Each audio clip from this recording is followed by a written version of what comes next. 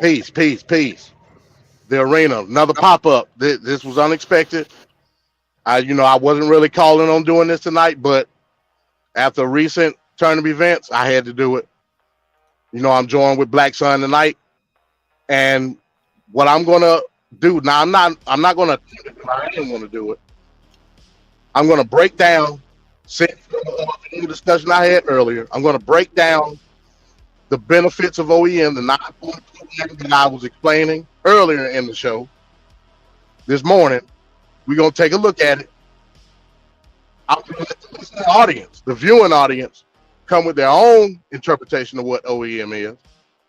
And you guys tell me, is this something that's gonna benefit the collective as a whole when it comes to black people, or is this flat out socialism? Because I'm to the point now, as I review and look back at these tenets of OEM, and this is why I wanted to have this discussion on the OEM series so we can get a clear-cut, concise interpretation. But since people want to look at it as an attack, people want to look at it as I'm backsliding on what OEM stands for. Y'all tell me what y'all see, and then we can go from there. You got anything you want to say, Black Sun, before we get started? No, I mean, just let me know when to, start and stop the video so we could, we don't miss anything, no interpretation, so we can get straight to it. Because, this discussion, MD, is not only something that, I see a lot of people coming across them crossroads because I've seen people today, and it's funny, I've seen people today talk about the economy live in as a slavery system. I don't agree with that. But I noticed, and I'll just call out the name Judah. Judah did a show, and and I always find it funny that people who don't have jobs, who are broke, or let me just say, I don't know if you're broke, and who don't have jobs, always think this is a slave system. So I think that's very interesting. So yeah, I want to definitely address this because, I think people really don't understand the breakdown of socialism. You know what I'm saying, and what it occurs. So yeah, let's do this. Let's get to it, MD. Let's get to it. No doubt, no doubt, no doubt. And again, let me say for the record as well, this is by no means an attempt to disparage, to make mockery of, to demean anything that the brother Talik Ibn Ra, affectionately known as Angel Stumping Up 7, has the information that he's compiled. I'm not doing that. So don't try to come to a defensive posture and create a narrative as if I'm attacking you. I am not attacking you. What I am doing is showing you the discrepancies within your process of OEM and how it's detrimental to the actual people that you're trying to liberate. That was the whole reason of me doing the OEM series. But now, since you want to say I'm disparaging you, I'm attacking you in some form or fashion, now we just going to get down in the dirt and do what we were supposed to do first and foremost. That discussion can still be done. Matter of fact, I encourage the discussion to still be done. If, in fact, you want us to come over to Reality Simple on Earth, in that I saw that you created a live stream sometime in the near future, saying that you're challenging all comers, quote unquote. I'm not challenging you to no duel or no debate or nothing. I just want to get some of the wrinkles out and come to an agreement on the possibilities of what OEM is. So if we could do that, cool. I ain't got no problem. I think Black Sun or be accepting of it. I'm pretty sure Yangla and anybody else who wants to get an understanding would look at that as great. But that's not going to take away from what we're about to do right now. So, Black Sun, whenever you're ready, you cue that video up, and we going to go from there. Okay, so let me put it on up. Share screen. Hell, I'll just share it. Peace, y'all, man. Okay. Okay. And it's good to see Yame in here too, because Yeah, yeah. like I said, I know it's proponents of socialism that some people agree with. I'm pretty sure there's some proponents of socialism that Yame agrees with. I'm pretty sure there's some proponents of socialism that the brother Yanga agrees with. So hopefully they, if they're not able to join today, hopefully they'll watch the video in the future and they'll be able to come with their own conclusion of what they think Operation Exodus Mississippi is based off the production that we're about to show. So by all means, and Yami, if you ain't busy or nothing, please join the panel. Give us your breakdown of your interpretation. But we're gonna go and start it. And like I said, Black Son, I'll let you know when to stop it so we can talk about Okay. that particular portion. Okay, let me turn the volume all the way up. Okay. All right, I'm ready. Okay. Let's get Yeah, started. you can go and launch it. Okay. Let me know if you can hear the volume. Oh shit, I can't hear the volume. Oh shit. Hold on. Yeah, I don't hear nothing. What the hell? Shouts out to the alleged white man, Chester Roll. What? Shouts out to you. What is OEM? Can you hear it? Real solution. Yeah, I can hear it. Okay, cool. Okay. Born in America. The original Mississippi campaign. Anything else is fraud and will not work. It is the process of bringing into reality the promised land that Dr. Martin Luther King Jr. spoke of. It is simply inspiring the so-called black residents of the state to take advantage of their voting power, having a large population to take control of the political systems, laws of their state. To Stop it right there. Stop it right there. Oh shit. Okay, got you. Okay, so you just heard our brother Omar Shabazz, what he just said. He said taking control of the state by taking advantage of the political laws and powers of said state, which is Mississippi, right? I want everybody to be clear on that. Right. All right, continue. Okay. Power they never had before. OEM has nothing to do with religious, personal, or political beliefs. Stop it right there. Stop it right there. Got you.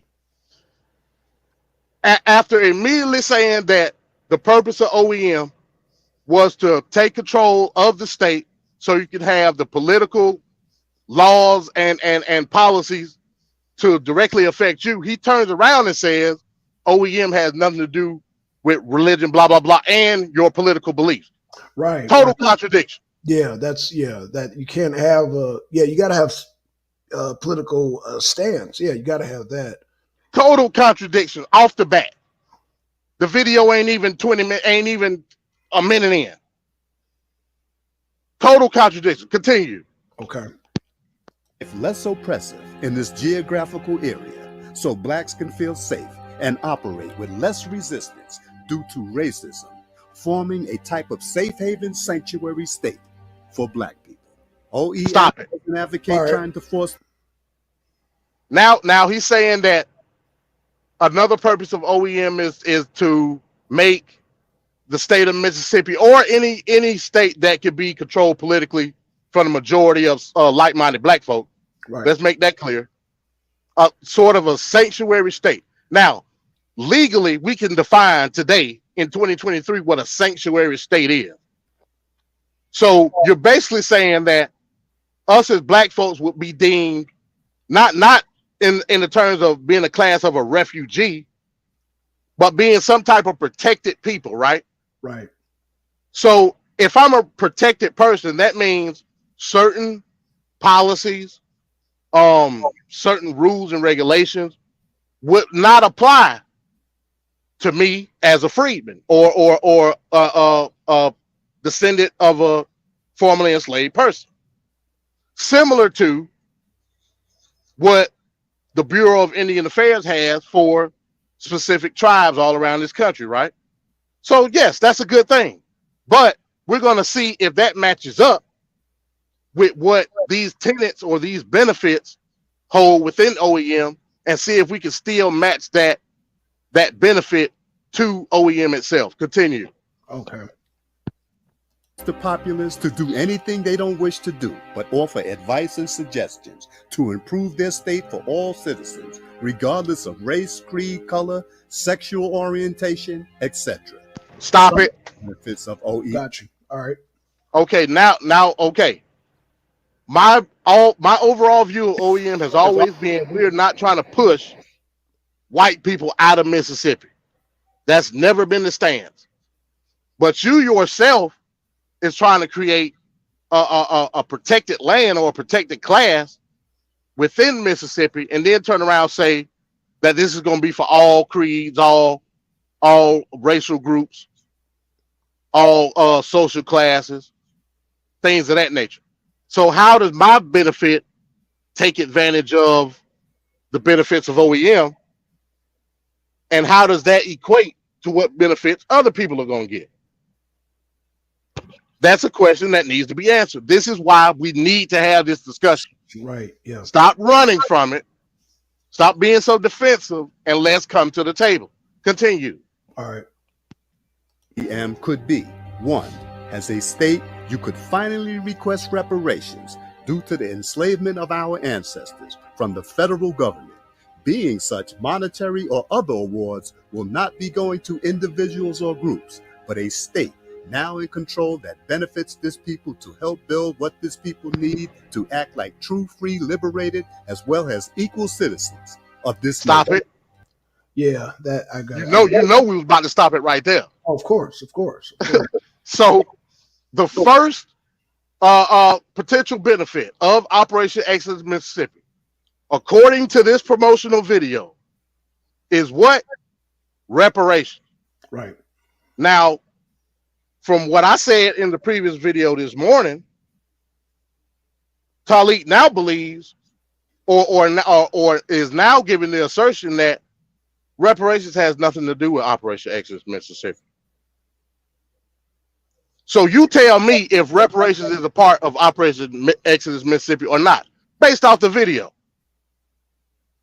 So are you omitting this part of Operation Exodus Mississippi? Now let's get down to the meat and potatoes. The first thing you said was that you're going to request reparations from the federal government. That's a falsehood. A state doesn't request reparations from the federal government. It don't work like that. The first thing you will have to do is put together a study claim or put together a claim of a state act of atonement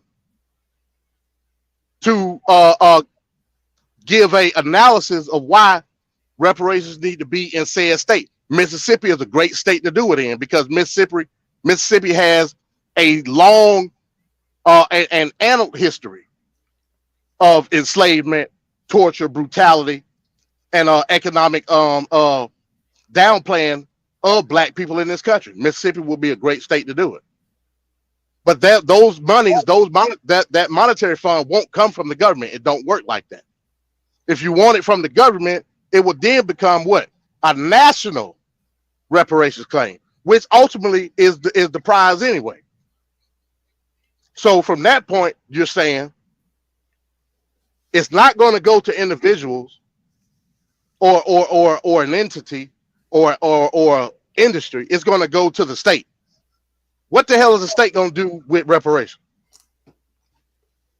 You will have to tell me what the state is going to do with the reparations. Well, you've already told me in the past, but as we continue on, it's going to come straight from the horse's mouth, and we'll see where socialism comes into play. You got anything on that, Black Sun? So, okay, so two things. Number one, who gives the authority of the state? I mean, reparations belongs to, every time if you look at the Jewish Holocaust or the Japanese Manzanar situation, reparations is divvied to the individuals so it's never been a state. So that right there is so reparations is a concept birthed out of a capitalist system. So if you click on a socialist system, that totally eradicates reparations right there. That would eradicate it because it's not reparations. How can it be reparations if the fund is going to the state? Right. and the state is going to dictate what happens to that fund. That's not reparations. No, that's not reparations. No. That's like me going to small claims court with my lawyer and winning a settlement, and the settlement go to my lawyer, and he tell me what he gonna do with the money. Yeah, see, that's not first of all, that's not freedom and that's not reparations.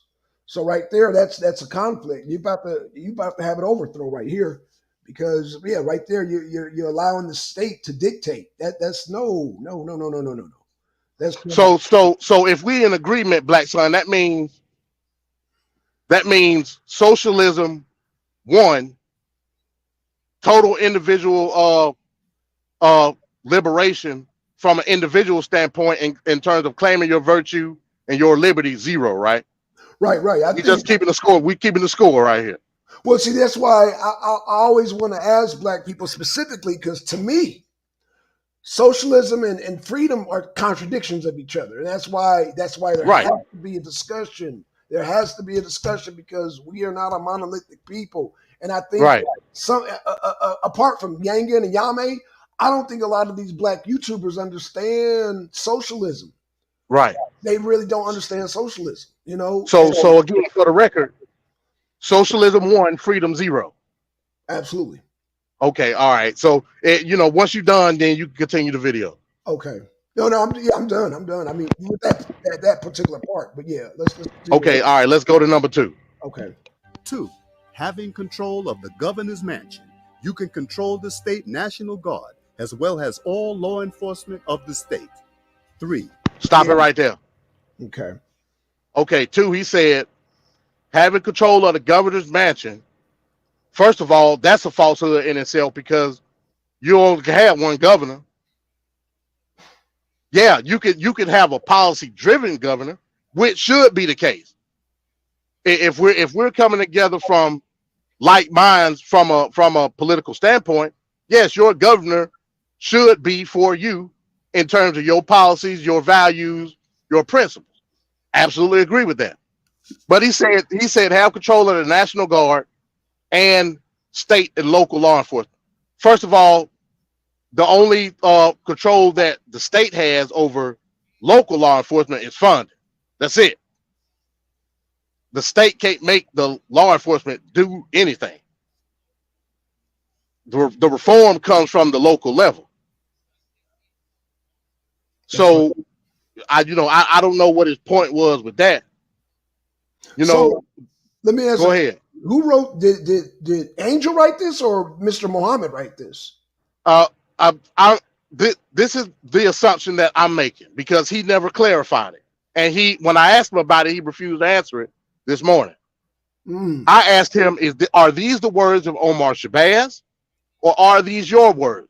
Now I can only come to the assumption that this is the words of Angel Snupnup and is narrated by Omar Shabazz because they've done work in the past. So I can only come to that assumption. If we are in error, please tell us. And I would love to hear the true interpretation from you. That's the whole reason we're supposed to have the discussion. Yeah, but I digress. But either one, whoever, no, it's not a digression because I would like to know, being a freedom-loving Black nationalist, I want to know who okayed this. Was it Angel or was it Mr. Muhammad? And I would like to sit down with whoever okayed this because this right from this point right on number 2 is a dictatorship. That's a dictatorship right there. Right, you're right. Yeah, you're right. But like I said, my only assumption would be that this was written by the brother Talik and is narrated by Omar. That's my only assumption. That's the only assumption that I can make because Omar is not pushing OEM. So I can only come to the assumption that it's only narrated by him. Okay, so Yanga said the whole program is not socialism, but okay, Yanga. I agree with that, but that's why we keep a score. Okay.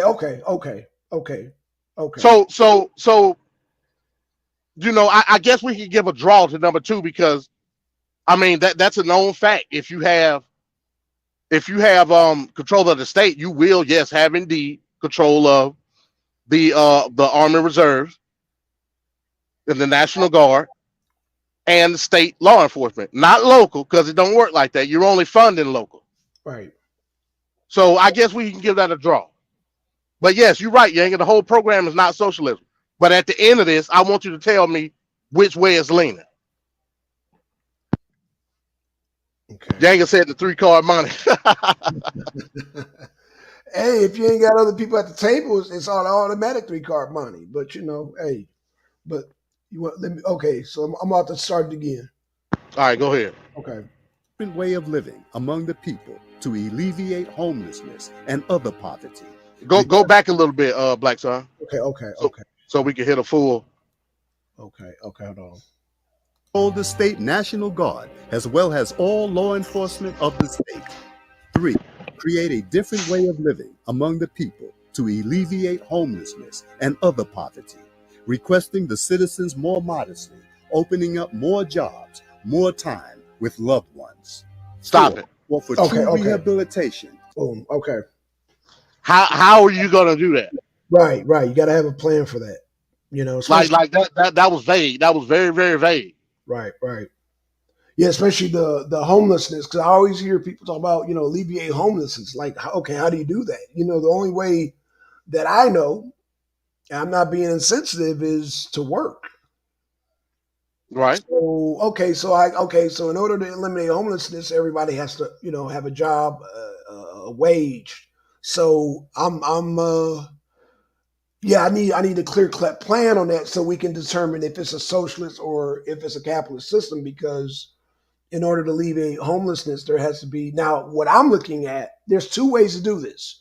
You can either provide jobs, which he mentioned, I'll give him that, or you can tax the people who are already working. Now, that would be socialism. Yeah. I mean, don't get me wrong. At the end of the day, there's always going to be services provided that's going to directly affect. So mixed economy. Yeah. It's a mix. So it's always going to be services Okay. that are supposed to alleviate whatever harms temporarily that you're being affected by at that point in time. People lose jobs. People get sick. People get laid off. Businesses shut down. I totally get that. So to have social services is a good thing, but social services is not the means to an end. Right. That's true. Yeah. So if you're going to create what you just said, a different way of living, how does that affect those social services? How does that affect the industries that are already there? It's too vague of a point to make. Yeah. It's too vague of a point to make without having a plan based off of it. But again, that's another iffy one. We'll get that one to draw. We can go on to number 4. Yeah. Okay. To those in criminal systems, so monies on jails can go to more beneficial purposes. 5. All right, stop. Federal Okay. government. Boom. Okay. All right, so the fourth one was to redirect funding from prisons and put them in more suitable. So basically what he's saying is you can redirect some funding that's going to prisons and put them into more social services that's going to provide true rehabilitation to inmates. I totally agree with that. Okay. Yeah. That should be done. Most definitely. Yeah. And that's going to create a ways to alleviate the pressures that those inmates coming out of with. That's freedom. Yeah. I give freedom a point on that. Okay. So right now we at 1 and 1. What do you think about that, Black Son? No, I agree. I'm all for prison reform. You know what I'm saying? Make sure those inmates get some type of job training. You know what I'm saying? That way, when they come out into society, they're able to gain employment. You know what I'm saying? Because a lot of times the crimes. Let's just say the drug crimes are mostly economical. You know what I'm saying? So that would alleviate a big portion of the population right there. You know what I'm saying? Right. So, I call it non-violent crime. So all your drug charges, well, most of them, if they're non-violent, they can come out, like say, get them some type of program, some type of funding. So yeah. Yang said Nas said that all open all the cells in Attica Center. Hey, if you rule the world, Younger, but currently you don't. You will free all your sons. I get it, but hey, you know, go back to sleep and continue that dream. But it's all good. We could go to what we at? What we at? 5 right now. Yeah, number 5. Yep. All right. Okay. To release all political prisoners in federal custody. Oh, you got to go back a little bit. This one is important. Okay. To be awards will not be going to individuals. Oh, you went way back. All law enforcement. You can start it right there. That's cool. Okay. Create a different way of living among the people to alleviate homelessness and other poverty. Requesting the citizens more modestly, opening up more jobs, more time with loved ones.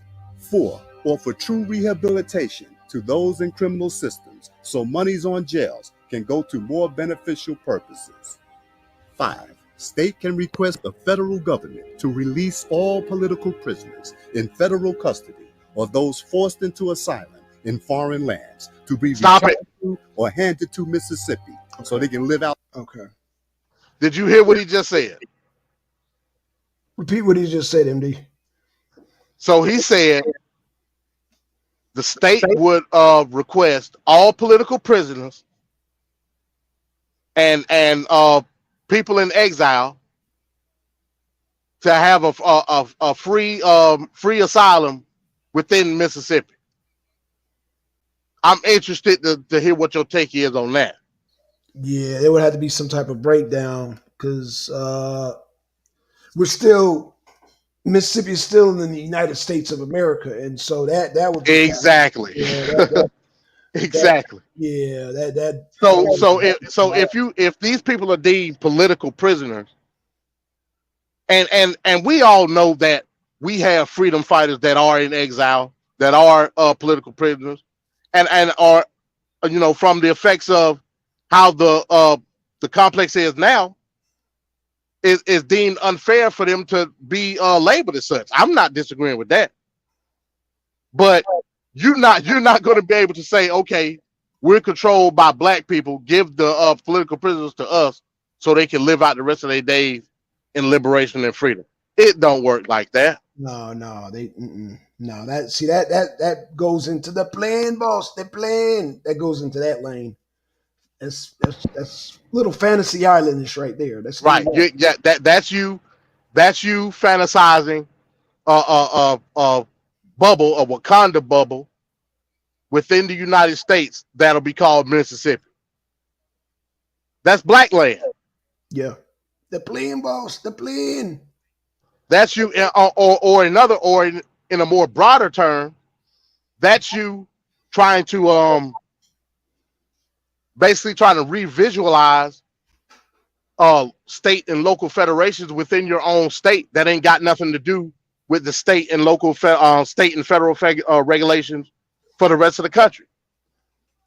That's you essentially succeeding from the United States. Right. Because if I'm giving you a political prisoner, or I'm giving you a person that's in exile, that's you saying I no longer deem the rules and regulations of the United States affected of this state. Right. That's black land. That's the very black land that you were talking about when Lex was on the panel. That you put down. Mm-hmm. And then you turn around and your tenants describe black land. Or in your case, soul land for the soul people. Soul land, free admission. Kids free on Sunday. That's what you're describing. But we continue. All right. Out the rest of their lives in dignity. 6, Mississippi will become a true work state where every man, woman, and child can say they had something to do with the success of their state instead of credit going to a select few. Stop it. Gotcha. He basically just said child labor will be in effect in Mississippi. That's what he said. Yeah. I mean, And he put a facade on it. He put a facade on it, saying that you'll have the relief of saying that you had something to do with the advancement of Mississippi and not private industry. What does that sound like?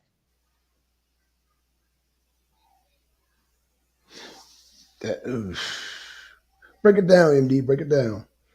Does that not sound like socialism in its truest form in the days of Stalin? Does that not sound like Pol Pot Oh, and the killing fields? yeah. That's what it sounds like to me. If anybody want to dispute it, let me know. Yeah, it sounds like the Great Terror. That's the Great Terror all day. You know what I'm saying? I'm glad you said it first, because that sounds like the Great Terror. Yeah, I got my hard hat on, Yang. I got my hard. Hey, I got it on. Safety glasses too. Yeah. But so with that being said, socialism 2, freedom 1. I'm just saying. But we continue if you ain't got nothing else, Black Son. All right, let's continue. No, hold on, wait. Okay. So the other thing that he said was, notice how we put an emphasis on saying that it'll give you great relief that knowing that you had something to do with the advancement of Mississippi and not private entities. Hold on, but we didn't have a say on this whole construction of this Exactly. So no, that's exactly. Not, so what's going to happen to the private industry in Mississippi? Are you going to force eminent domain on all the mainstream industry farmers in Mississippi and give that? Well, no, you ain't gonna give it to black folks because the state gonna own it.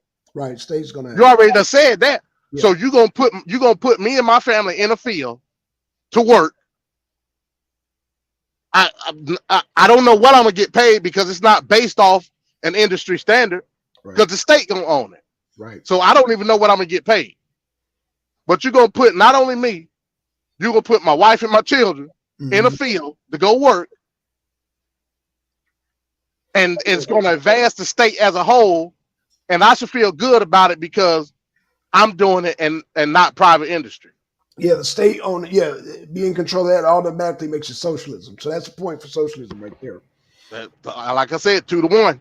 Yeah. All right, we continue. All right. An agriculture state already, we can specialize in the production of pure organic foods that is good for our citizens. Also can be exported to other states and around the world, having a want for cheaper organically grown food products. 8. Success of OEM will become the blueprint and example, having not enough room for all who now wish to move. So our eyes must be set upon perhaps Alabama, Georgia, and the like. All right, stop. A state. Okay. So we're going to use this blueprint of state sanctioned subsidies, state sanctioned industry, and then expand it to the rest of the South. Right. So you're going to expand soul land and have different locations throughout the South to accommodate the masses of black people. All the while, you're not giving no industry standard on wages. You're not giving me reparations because the state gonna get them. You're gonna kick out all the private industry, so we're not gonna have a industry standard on what the wages should be. You're telling me that I should be grateful that the state is being ran by black folks and not nobody else. Yet, I ain't got no say so in the matter. Yeah, it's too much like that. Then what Lex was saying. Hell no. No. I don't understand why these people. No, I don't understand that. I don't get that. So number 8 is all about expansion. We're gonna expand the different locations and create this mindset throughout the rest of the South, where we would have the advantage because so many people down south. Got it. Like I said, now it's 3-1. All right, let's go ahead. This is the last one. Okay. state can function independently from the federal government, forming Stop! Whoa, shit. Did you hear number 9? Last but not least, what did he just say, Black Son? I didn't even. He said it so fast, man. MD, please. Oh, rewind it back a few seconds, maybe like 10, 15 seconds. Okay, let me see if I can get it just right. Okay, boom. 9. A state can function independently from the federal government. Oh no! Hell no! Oh no, bro! You asking for war? No, you asking for war, bro. That you asking for goddamn another civil war with that one? Hell no! You got missed that. Yeah. So with that being said, we do understand that the United States of America is a conglomerate of states, right? That govern themselves from a state level, but we take advantage of the funds, the policies, and the equities from a federal level. We get that. So essentially, a state already governs itself. Right. But the way you putting it, you are plainly saying that the state is going to succeed from the United States. Yeah, man. No, bro. No, bro. That's who the hell wrote this, man? I don't think Angel wrote. I'm gonna jump out the window and say I don't think Angel wrote this, bro. If he didn't, he needs to explain what the real benefits are. Do you see the importance of it? I do. No, I don't think he wrote this, man. Angel, I don't think he wrote this, man. Exactly. About succession. Angel has enough sense to know, man, succession is an automatic. Yeah, that's civil war, bro. And so let's give him the benefit of the doubt, Black Son. Let's say he didn't say that. Okay. So if I'm giving you the benefit of the doubt based off of the little interpretation that Omar is giving, hell, Mississippi is already its own independent state. Right. That's how it regulates itself. All right.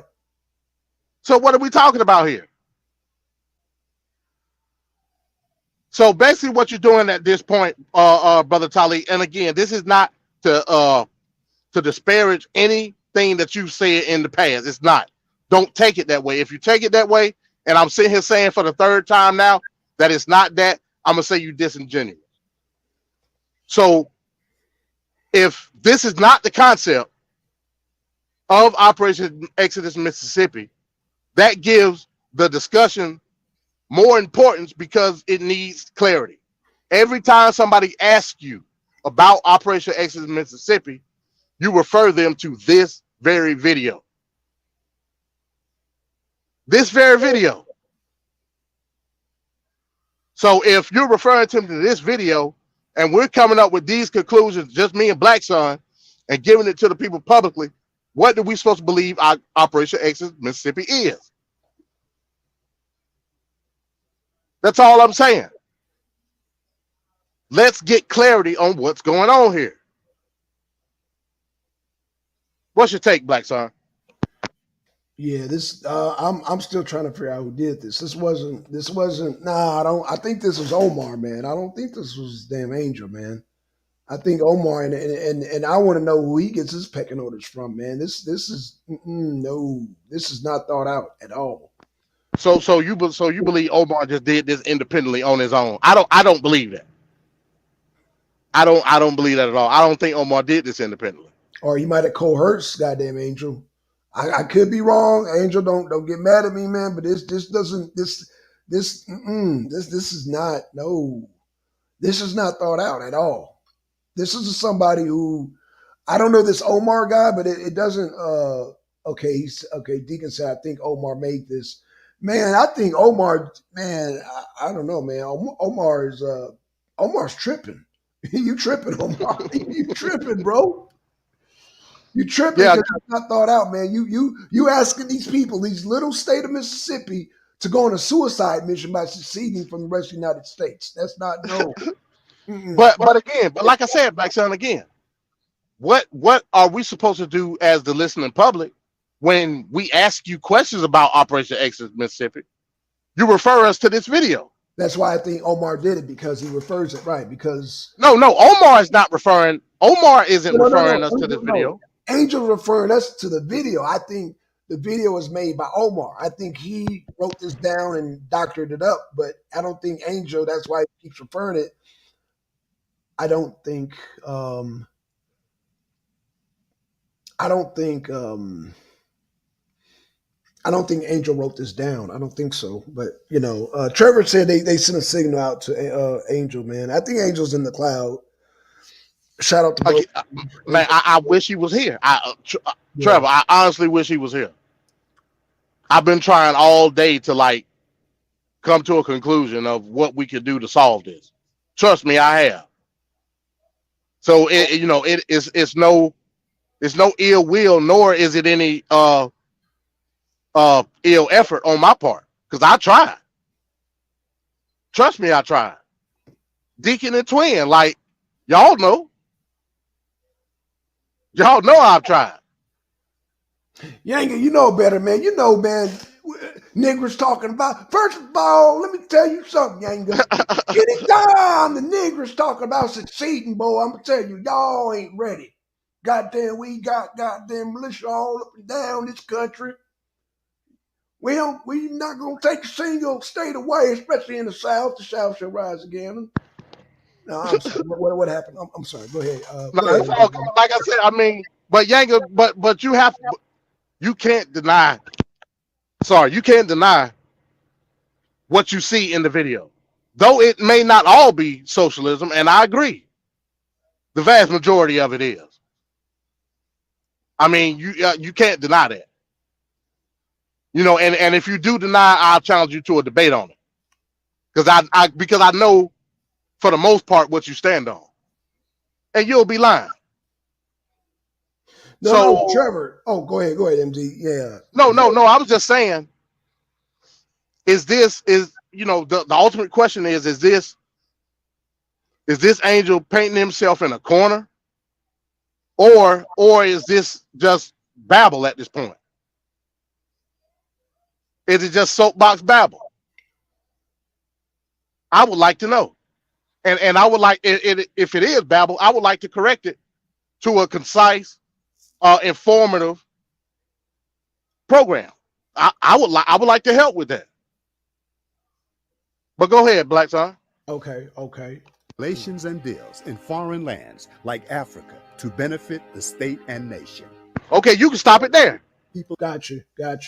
So then he said, after he said basically seceding from the rest of the United States, then he said that Mississippi can work on foreign trade with Africa and other continents and countries to create some type of economic pipeline there.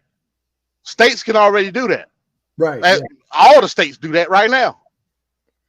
They allow not necessarily foreign trade, but they allow foreign industry to come in, like I said, whether it be a lot of your car manufacturers, a lot of your battery manufacturers to come in, and they get the subsidies based off of the state taxes. Those companies pay billions upon billions of dollars in taxes. That's the trade-off. Right. We could get mass labor, which in volume labor equals more cheaper labor, not in a bad sense, but mass labor volume labor equals cheaper labor. We all know that. The bigger the volume, the less you got to pay. That's capitalism. Not only that, we can offset that off of some of the subsidies the state will give us by developing in that state. So yeah, we paying a shit ton of taxes, but from the wide scale, we're getting a tax cut, which you should get if I'm encouraging you to come to my state to provide industry to my state. Right. So states already do that. Go ahead. All right. No, you're about to say something? No. I was just reading. Okay. Yeah. True power that others respect. But by doing this, we will get the respect and power we have never experienced, and the doors that will open due to just taking control of your life, we can't imagine. Please be reminded, if not for the domestic terrorism targeting Black people of the South and the federal government refusing to protect its citizens, forcing them to flee. This OEM campaign probably would have been made a reality generations ago. So all you and I will be doing is the work our ancestors wanted to do, but couldn't do due to domestic violence from other citizens. Stop it right there, Black Son. Gotcha. Okay. And that was a very important point the brother Omar just made. Had we had the political wherewithal, had we had the white man not on our ass for all those years, this could have been done years ago. I totally agree with that.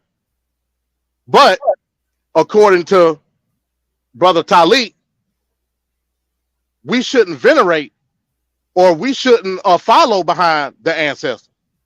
He said this dozens upon dozens of times. So what are we really doing here? What is spirituality? We talked about this yesterday. Are we not trying to stand on the shoulders of our ancestors and continue what was set forth through Reconstruction? Or are we going to follow Talik and say, why are we following dead people? He say it all the time. You know that, Black Son. Right. Stop painting yourself in a corner, Talik. That's all I want you to do. Let's get you up out that corner and let's paint the corner, man. Let's get the edges. Let's tear the painter's tape off, man. Let's get the house straight. You continuously paint yourself in a corner because you don't want to accept direction. You don't want to accept scrutiny. You don't want to accept constructive criticism. You would rather juke, sidestep, and spin move all points of contention just to make your reality what it is, and nobody should challenge it. That's the issue. That is your issue. What you say, Yang, did it kick your dog? Well, I'm just saying, man. Let you know. Let's be real. If we're talking about true liberation for our people, shouldn't we have a concise strategy in order to do so? I would think that you would want that. But again, it's no ill will toward the brother. I want to continuously say that because I don't want him to turn around and say I'm being emotional, saying I'm attacking him personally, because I'm not. What you got, Black Son? Well, when you talk about emotionalism, one thing I always, and it's not, I mean, this goes to Black Buddha, Inky, this goes to Lex, and I could even include this video when they always say, oh, police brutality, that's emotionalism right there. Oh, they did this to us, that's emotionalism right there. Like, there is no place on this planet where there is not police brutality or where police have to, so, okay, in Black land, okay, or Soul land, if we have police, is it going to be this perfect thing where we put flowers in the gun and say stop and shoot flowers at them? I mean, what are we doing, man? I mean, Right. There's a dark side to law enforcement that has to be enforced. Right. So I'm still not understanding that. I'm getting the plan because you're gonna have there's police. There's police and when you have police enforcement, there's some brutality to it. There's some. What I'm saying is that there is no perfect police force on this planet.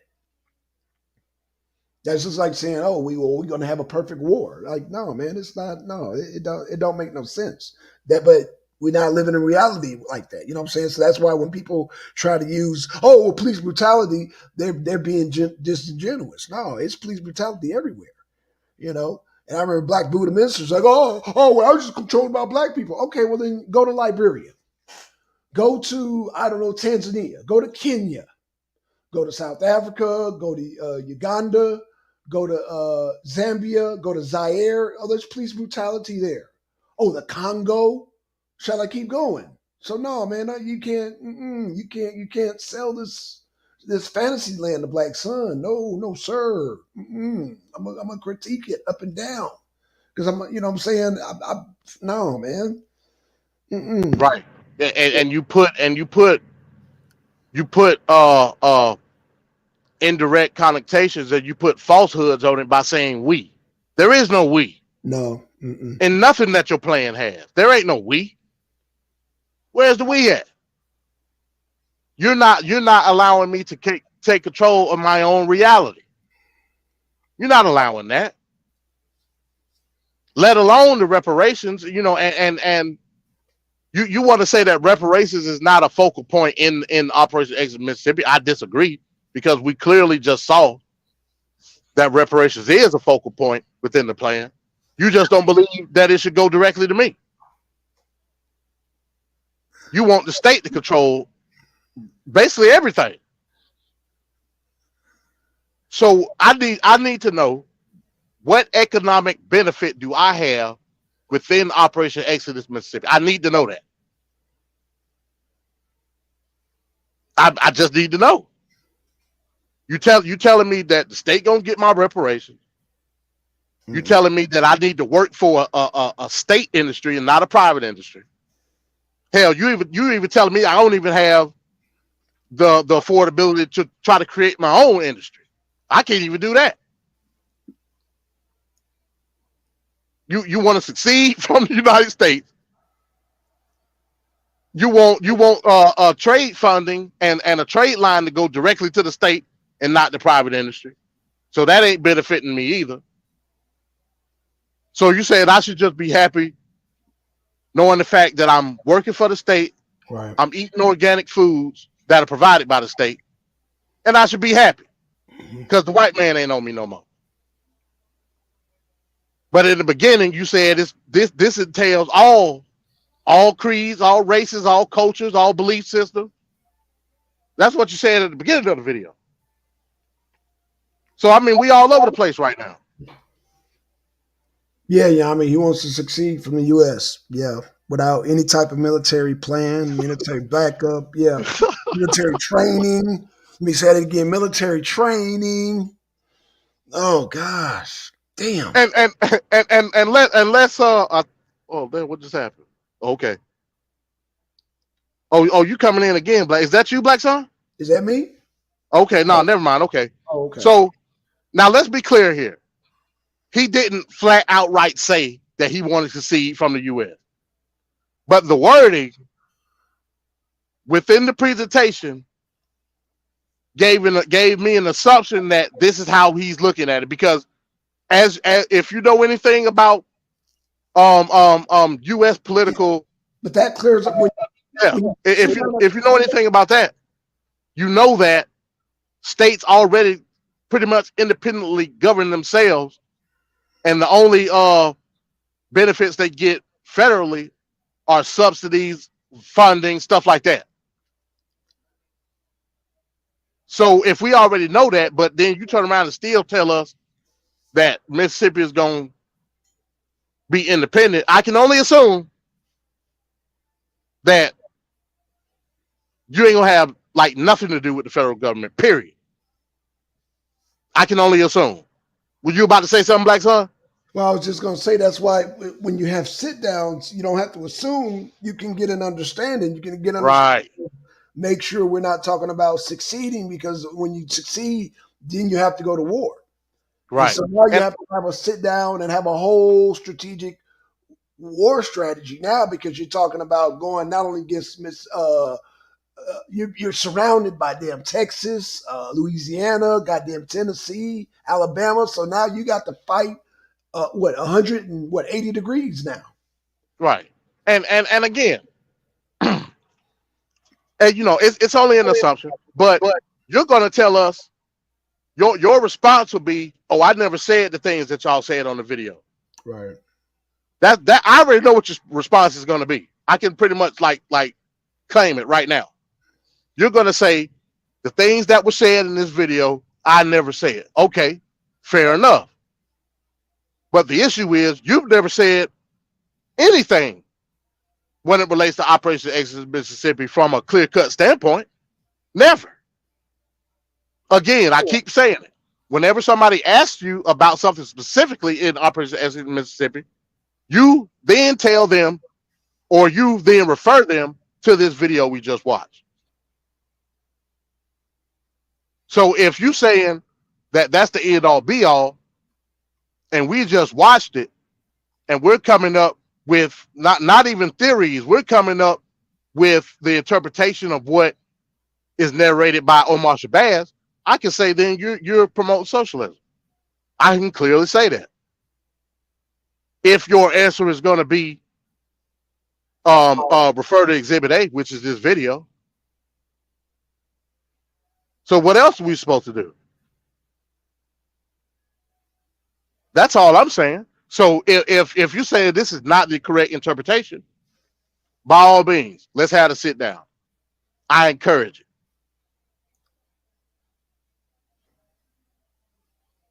Yanga said, does anyone else understand OEM? Maybe Snub isn't the best spokesperson for it. And that's what we try to get clarity on, Yanga. Well, that's why we're playing the video, Yanga, to I guess get our own interpretation of what is being said. But I agree with MD. This sounds like socialism. And yeah, and I mean he was invited. I've been inviting him, hell, for 2 years now. To like come up with something concise or precise. I've been, me personally, not, and this is not a reflection on the arena, but me personally, because as not to toot my own horn or try to be independent on it, I believe that I've been one of the main proponents of Operation Exodus Mississippi. I have been for a very long time. Yeah. Before I even start messing with the arena. That's again, true. Twin and Deacon will tell you that. I've been pushing Operation Exodus Mississippi for a very long time. So if I'm sitting here telling you that, hell, I'm confused, what does that say about the program in itself? Right. That's all I'm saying. And now to, like I said, for the fact that you won't take a challenge, the fact that you won't come to a table to have a discussion about it, you would even go as to the extreme to where now you'll say reparations doesn't have anything to do with Operation Exodus Mississippi. Right. So you don't even want to have a discussion on it. You would just rather say to hell with what was said right there. That's not true. Huh? So I'm baffled by the whole, and again, I'm gonna continue to say, I'm gonna continue to put the watermark on it. This is not to disparage Brother Tali. It's not. This is not to make mockery of Opera. I'm not doing that. I need the clarity for my own personal well-being, like I said earlier, because I feel like I'm gonna go crazy if I don't get it, because I've been the one pushing it. Right. You're going to put me in the crazy house, Tali. I don't want to go to the crazy house. And that was the whole reason for this video. Like I said, nothing to bring smoke on. Like, I need to know this. And if your goal is to have us on Reality's Temple to discuss it, by all means, I'm pretty sure Black Son, Trevor Yanga will be glad to go over there so we can have it. Yeah, but it needs to happen. Well, let me ask a question, MD, because I find it, because stuff's from the old school, and like Lex, but when we say we want to have a discussion as opposed to a soapbox, what is the old school? What are the old heads missing? What are they missing? They don't understand new concepts. They don't understand. I mean they can't visualize a reality where and it's specific with Brother Talib, because he can't visualize an era in which true liberation was exuded, or true liberation was identified through the likes of brothers like that. And to my knowledge, he reveres Malcolm X. Right. Hell, Right. he wears the Malcolm X pin on all his videos. Right. Right. So your goal is to create a reality where you're coming up with a new form of liberation, but you're so fixed on trying to take away from the values, from the tenets, from the works of man.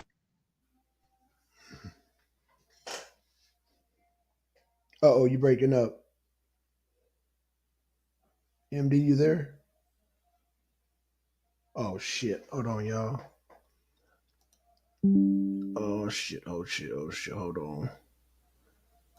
Okay, I think MD. Oh man, it looked like his. I think he's in a bad area. I think MD's in a bad area. Oh, here we go. Here we go. All right, MD, you back? You back? Okay, damn. I'm like, damn, did I drop? I'm talking and talking. I didn't know what had happened. Yeah. But yeah, like I was saying, I mean, you killing yourself with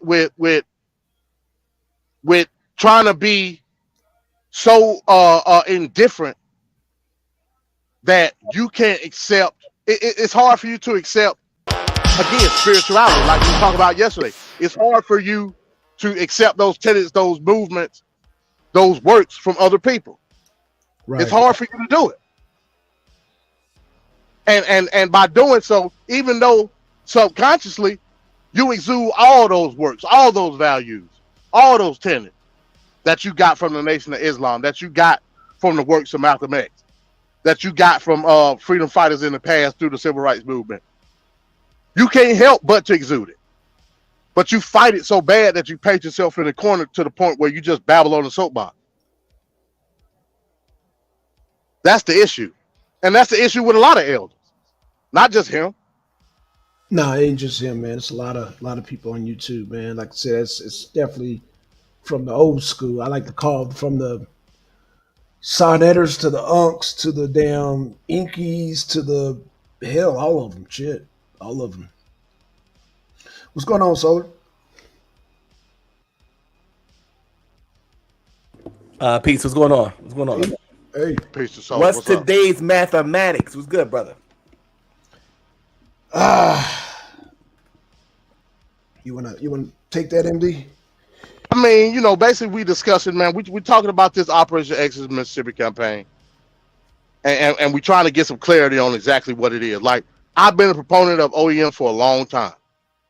And you know, in an effort to be right, in an effort to be just in your understanding of what Operation Exodus Mississippi is, you're willing to exclude certain tenets that were there in the past just to make somebody else look bad.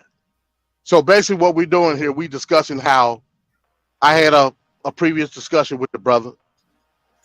And you know, we were talking about reparations, and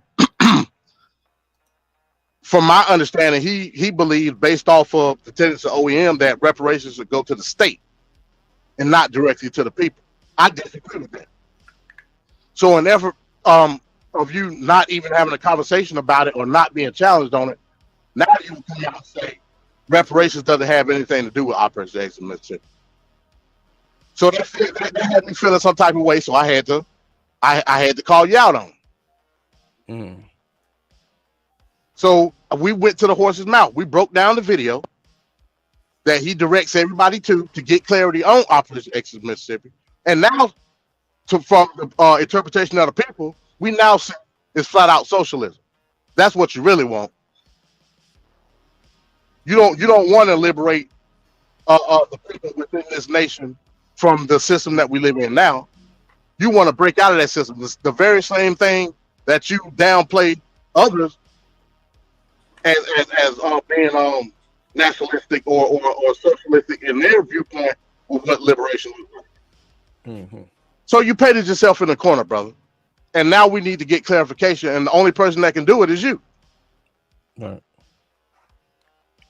So, but like I said, I already know what he's gonna do, Black Son. He's gonna say it's an attack. It's not an attack. Right, right. You know how defensive the brother get. Well, but I can make the argument and say that the whole setup was an attack on our freedoms because we didn't have a say so in it.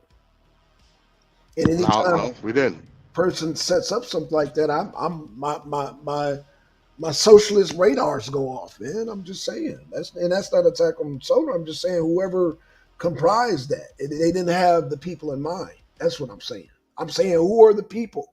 Like who wrote it? Who are the peoples and where was the participation at? So no, that's just my question. You want to see socialism going to be the order of the day in the next 20 years. The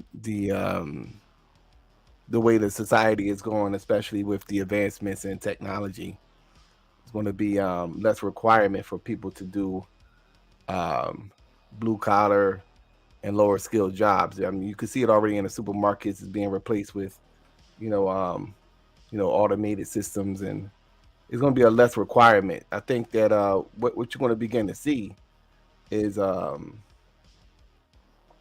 expectation of people being more required to be compliant with the new system that's being ushered in, and the way it's going to be designed is as a means of form of socialism. I think that you're going to see more things that's going to be funded by the state to individuals, because once you get to a certain level as far as advancement in technology, it's going to be a less requirement for people to work. So the society has to now create new laws and new rules to compensate that. So you look, for example, like China, but it was something that I was watching yesterday. Remember that I Robot with Will Smith, Yeah. Yeah. and in the beginning, now when it actually came out, because it came out in the early 2000s, it didn't hit me the way it hit me when I was watching it the other day. So in the beginning of the movie, for those who don't know, like Will Smith is like a police officer or detective, dealing with homicide. But he in the beginning of the movie, there's a robot running with a purse in its hand, and Will Smith assumed that the robot stole the purse, so he begins to chase the robot, and he eventually catches the robot right on the brink of the robot bringing the pocketbook to a lady because she didn't have her asthma device, so she was kind of losing her breath. So the black person, or the black civilian, began to curse out Will Smith because he made a mistake, and it hit me like it hit me when I was watching it yesterday. Like, damn. Because when you look at this whole defund the police, and this is not me advocating for the police officers at all. Well, hell, I'm advocating for the police. How about that? But when you look at this whole defund the police and all this stuff that's kind of being thrown out there, it was almost like that was like almost a caricature or a Hollywood version of what we eventually are doing, because we showed the videos not too long ago about the little police robotic dogs that they're creating now, and it's only going to get more advanced over time. So what that was pointing out was, well, a police officer is a human that can make errors, but this robot will be more sufficient, more efficient, with what is required to be satisfying for the civilians. So it just so happened, ironically, to be a black person, a black woman that was cursing out the police officer because of he used aggression in the wrong situation. So those are the things that you gotta keep your eye when you're looking at. And I'm like, wow, they actually are, predictive programming is real. So when you talk about socialism, the society in itself is going to be more geared to a more socialistic sadly due to the fact that technology is going to be becoming more advanced in the next 20 years. So get used to those type of things being, done, especially here in America. So you Let say, let me ask you this real quick, Solar. With that being said, what's the purpose of the at this point the stockpile or the overage of and the appeasement of the immigration in the country right now? What's the point? If what you say is the case, what's the point for that? The point of the immigration, Right. what a, And the overall acceptance of it and the encouragement of it. yeah, push for it. Yeah. well, yeah, it serves a multiple, it has multiple agendas.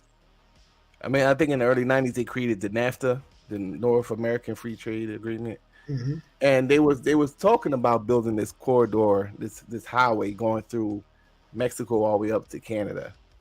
I think it became an issue because since Texas is so independent, they I believe that they selected Texas, to kind of run the highway through, and it was a lot of pushback from Texas. Um, so the one of the agendas is um, they want to, no different than the European Union and the Asian Union. They want to create a North American Union, and I think it was Lou Dobbs did a joint back not years ago. This was years ago that they was trying to create. It was talking about creating this alliance and having its own currency on top of that. I don't know.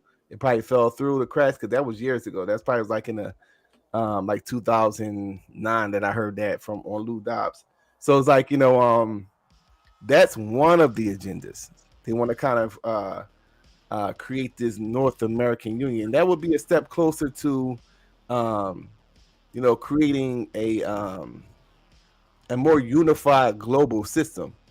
Is first they do it regionally, and then they had those regions unite under an umbrella, which would be pretty much the goal that they have been pushing.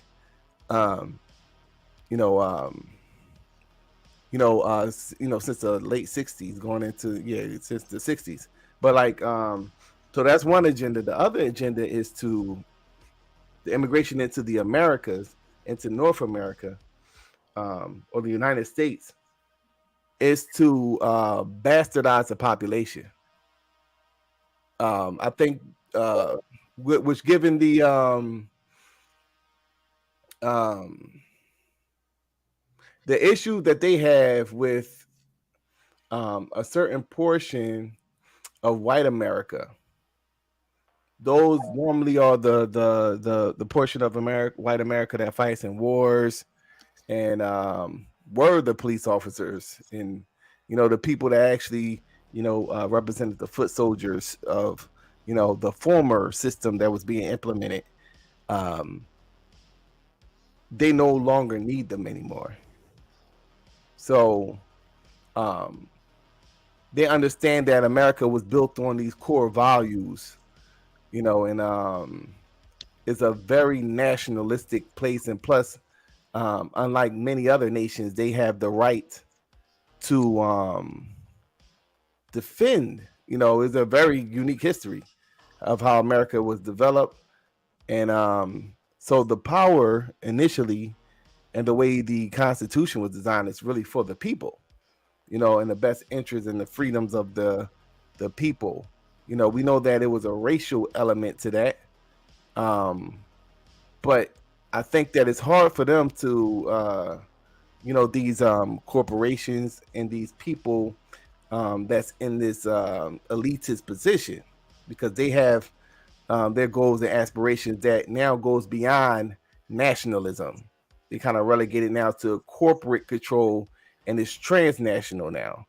So what they want to do now is they want to, as America was, they want to destroy America, of in a sense, to transform it into a nation that's more conducive to things that is transnational. So in order to do that, they have to bring in a mass amount of immigrants, not just from Mexico, but from all over. These like massive fluctuation of immigrants. Period. And it serves two purposes. When you have a mass immigration, it brings in a whole group of population of people that is not as nationalistic, and at the same time, these people are more going to be compliant to whatever is the status quo because of the opportunity that was given to them by the United States, as opposed to the people that was here from the beginning, from its development, which will require more, will require more from a case and understands the Constitution and understands the rights and the privileges that they have.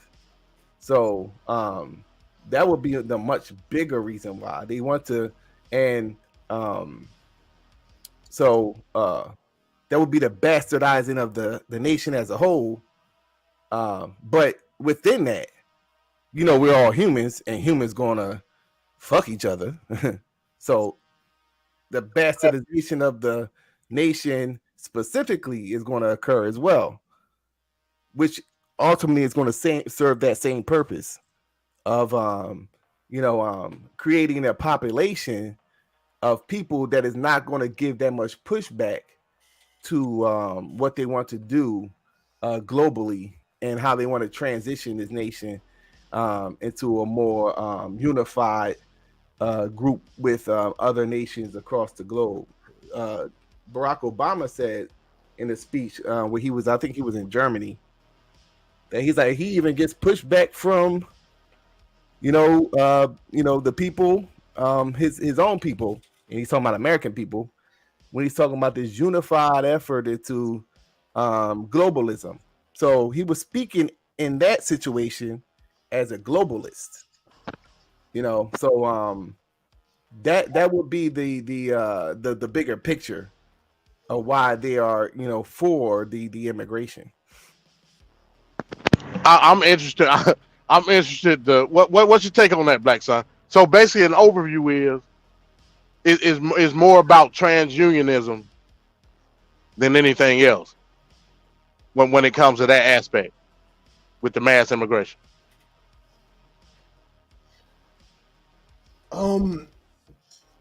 So I guess the goal is when you say, I guess, bastardize the country to make us all. I wasn't too clear on that, Solar.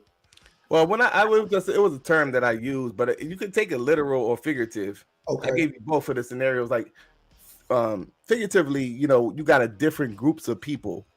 Okay. You're adding a whole new element of people, even if we were not to intermix with each other. Right. You have a whole new element that they have to now cater to, that they have specific problems that they have. So when it's come time to vote, you're now hearing, like in the 60s, you didn't really hear too much about people trying to cater to a Latina vote. You know what I'm saying? Because it was, like the population was very slim, and it was nothing like, that was of significance enough to even be addressed. It was more kind of black and white. Here's what they say. But like, so the that element is now there. So they're not tripping off of the things that make, like, need, and the same thing for black the black vote. We don't, our problems that we want to focus on is definitely not reflective of the problems that white America focuses on. So you have a different, whole new perspective in, and just like what you're seeing in the 60s with the once we begin to re-engage this right to vote for black people, you see that with a new group of people having voting power, a new perspective is being added to the arena that was not there before. and you have people, so let the games begin at this point. You got people that are opportunists that's looking to get that vote. So then they're going to begin to entertain the ideas or whatever, the things that black people are asking for, and that creates a whole ripple effect as to how the country is going to evaluate that within itself. Right. But ultimately, that would be the foundation behind the slogan, "Make America Great Again." Because if we were to, because a lot of us, and this is just me showing y'all that I understand the bigger picture of shit. I don't, without getting emotionally triggered by the history of blacks here and by African Americans in America and our relationship and the oppression that was afflicted upon us as a nation. There were elements, that we moved away from that was good for the nation.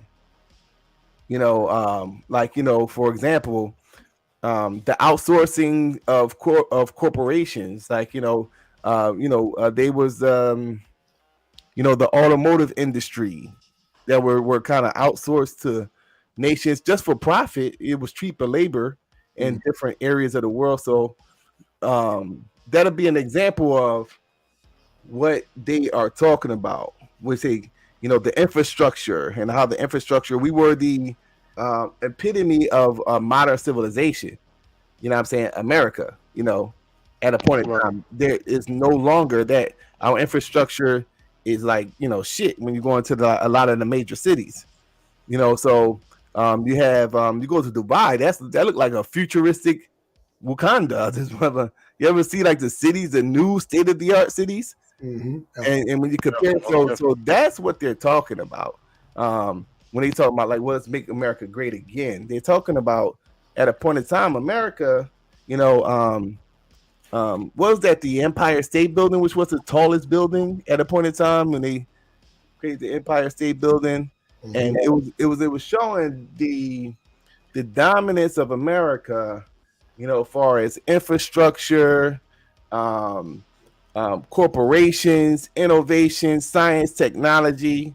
They were the one that was producing the cars, and everything that was innovative, was coming from America for the most part. So that is no longer the case when you're looking at today's. And we're more. They outsource a lot of the manual labor jobs into third world nations, and China began to get a stronghold on a lot of the technical advancements, and we kind of relegate ourselves now to service jobs, and we became a very consumerist nation, and so as a result of that, we're beginning to lag behind as far as in those areas that once made America, this thing to be, admired. So that's kind of what is the what prompted that slogan. But African Americans, we know that during those times we weren't being treated with the utmost respect, and we had a lot of things that we had to overcome as far as with oppression and things of that nature. So I could see how it's very clever.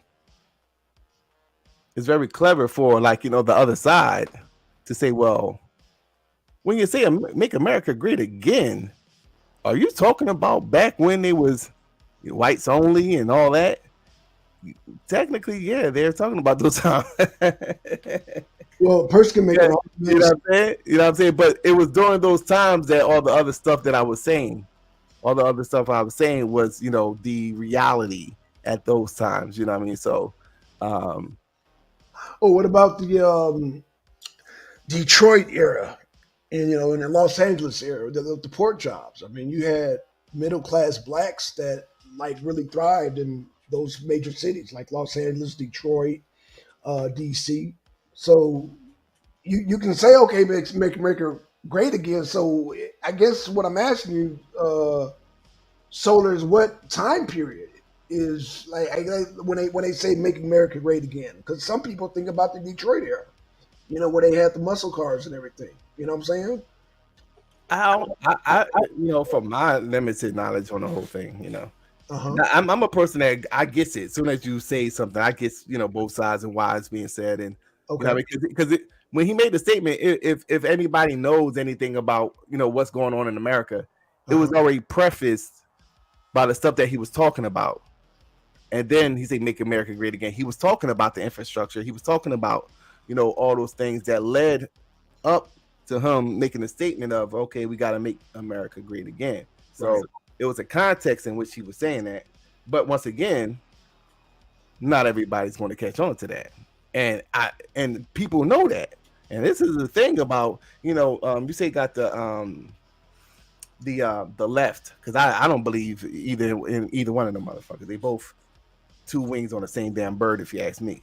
But see, the left is very clever though. They're very clever. See what they'll do, knowing that a lot of these motherfuckers ain't gonna. So let's tell them what he's talking about. We're gonna tell him what he's talking about. Right. Right. So when they say make America great again, yeah. Well, we was fighting 100 years of oppression and blah, blah, blah, blah. So then people began to look at it like, okay, well, he's a racist, Mhm. and then we're gonna spin that and make it look like what I'm saying, racist. But at the same time, now Donald Trump is a businessman and he's very smart, and he understood the environment of the United States and what group that he had to cater to in order to be the most effective. And a lot of those people in that group are racist. A lot of those people in the group are racist. But he understands that, so that's why he totes the line.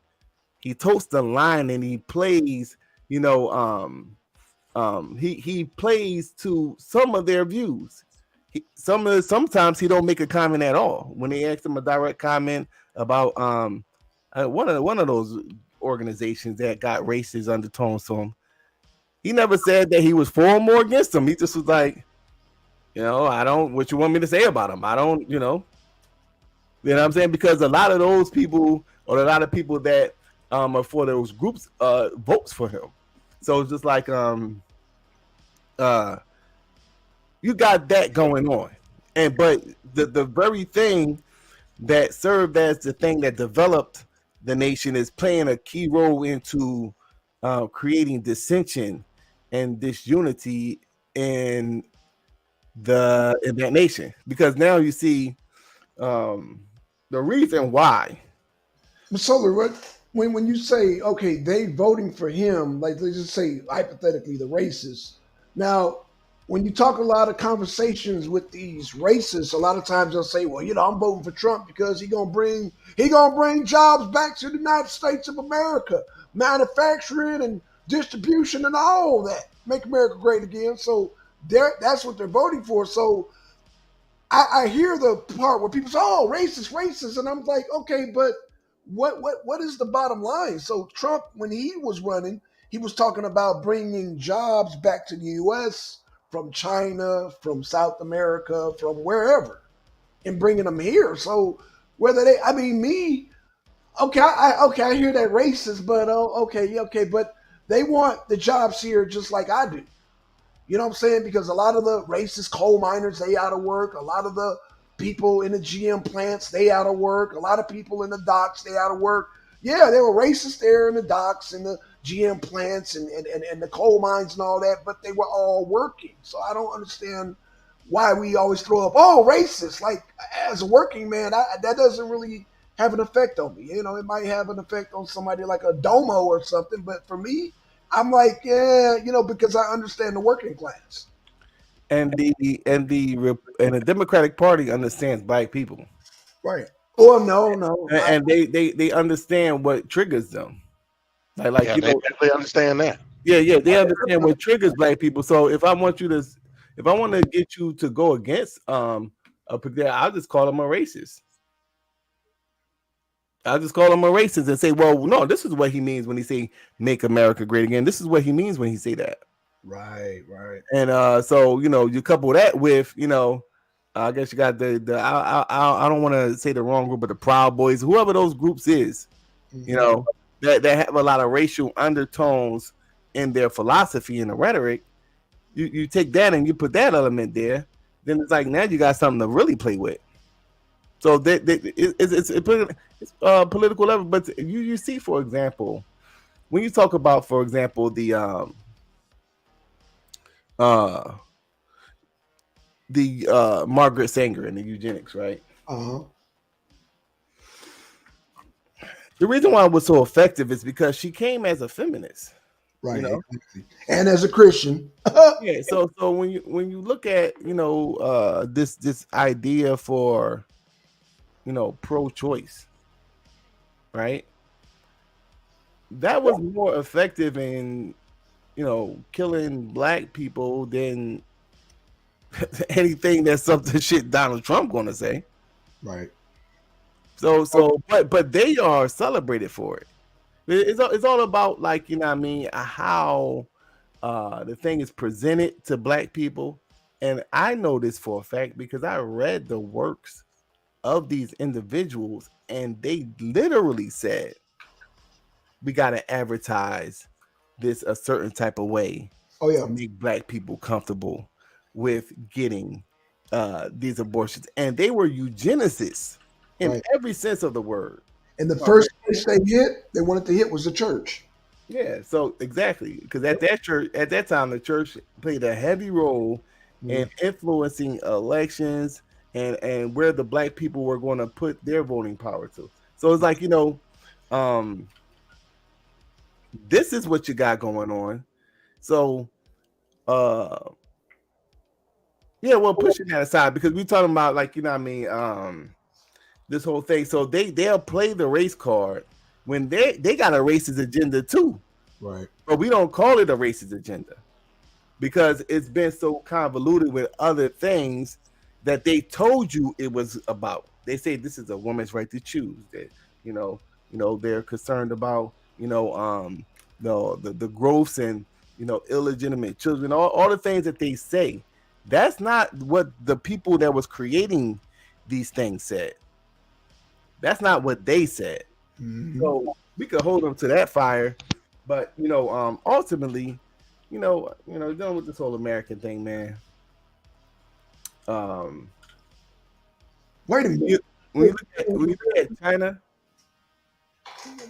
it's something that Dave Chappelle was saying. Like, the reason why you don't have a lot of that shit going on in China, he said, because they all Chinese. They are Chinese in there. So it's gonna be a little more corrupt. Whoa. Hold on. China's under lockdown right now. What is okay, I like Dave Chappelle, but what can we get No, a he, clear no, he, on he was speaking in the context of uh racism and how, like, for example, African Americans feel as though that we're kind of treated a certain type of way because we're of the color of our skin. right, but the Chinese experience a different type of oppression, you know? Yeah, of course. So that's why I mean, they live in a whole different type of political setting where they got different rules and different things that they have to deal with. But I do agree with his point of yeah, they ain't got to worry about that shit because they all Chinese. Like, ain't nobody tripping about getting pulled over. You know what I'm saying? And you being racially profiled because they all Chinese. But, like, but yeah, going back to the original point, I think that yeah, that would be kind of like the bastardizing of the nation. Like, the people that's in power and has influence over, you know, um, who comes into power, uh, they have an agenda. They have an agenda, and their agenda kind of centered around core beliefs, and they understand the situation that exists here in America, and they know that they can't just outright come in by force and do it. So they're going to usurp it. They're usurping the American values. This would be why they will be bringing a tranny in to talk to your children. They're destroying the very foundation of what America was based on, which would be the family structure. Okay, let's promote feminism and have them fighting amongst each other. Let's raise the divorce rate. Let's give power to the niggas. Let's influx let's give influx the country with immigrants, and then allow illegal immigrants to come in the country, and then give them a haven. You know, so So the whole goal is to get everybody complicit enough to accept transunionism, is what you're saying. yeah, over the years, what that will do, like, did you ever hear like? Well, I can't even say that because did you ever hear like an LGBTQ member talking about like being against like globalism and shit? No, you're right about that. The reason why is because, okay, when you go over to the Middle East, even though they probably the most gayest motherfuckers in the planet, they do have like Sharia law, and they have these laws that within their constitution is kind of forbidden. You know what I'm saying? So is when you're talking about like freedom, sexual freedom, whereas though you could just be outward and do what you do, only these nations is going to allow that to happen. So they're not going to speak out against, you know what I mean? And when you couple that with even with the black vote here in America, like they couple all that shit together. Black people, LGBTQ, abortion rights, etc., feminism, all y'all over there. And all y'all got to look out for each other. So that's why you never hear Jesse Jackson speaking out against LGBTQ, because it's like, okay, well, you're black, you had to fight for rights too. That's how they look at it. We already know that there's a whole different dichotomy to that, but so you see this thing molding into something, and it evolved into now, they're taking it a step further. You know what I'm saying? Let's destroy the country from within. We're gonna lower the value. We're gonna they was doing this research on like TikTok. That's come from Japan, right? TikTok from Japan. Yep. So it's so regulated in the country that it was created, whereas though they can't use it like how we use it here in America. You know what I'm saying? Like, so the TikTok, you know what I mean? In America, is one of the avenues to get to dumb down the children. It's very quick and it's addictive. I don't look at the TikTok, but the YouTube Shorts is kind of like the TikTok. That's why they added that element there. Mm-hmm. And I caught myself watching YouTube Shorts for damn near an hour. Like, what the fuck? That was a damn hour. I looked at the clock like, damn, that was a whole hour. Just going through YouTube Shorts. But so it's like, dumbing down. You're dumbing down the nation. You're dumbing them down. You know what I'm saying? So while we're dumbing down the nation, you're adding, all these things and, to create more confusion. Okay, yeah, police brutality. You know what I'm saying? It's like, defund the police. We don't even want police officers. Defund the police. We want you say, well, matter of fact, a boy is not even a boy. Girl's not even a girl. If you say anything about that, we're gonna, you're gonna get canceled. You know what I'm saying? It's like, how far you think that this thing, they're not done yet. Just think about the group of children that was born 2 days ago. Yeah. Like the shit that I grew up in the 80s, looking at in the 80s and the 90s, I thought it was always like that. Because that's what I was born into. Just imagine what how the thought process is going to be on how they view and their world view growing up in a environment in a society that is a lot more multicultural, is a lot more catered to multiculturalism. You know, I work with Google, and certain stores that I go in, they just speak Spanish in America.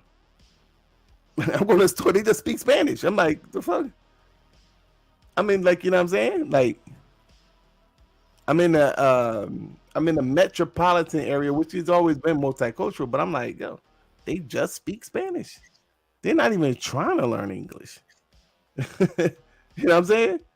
Like they don't know nothing about English. Like, you gotta resort to archaic forms of communication, like you know what I'm saying, to get your point. Yeah, so it wasn't like that obviously in the 60s. You know what I'm saying? So this is slowly becoming, you know. They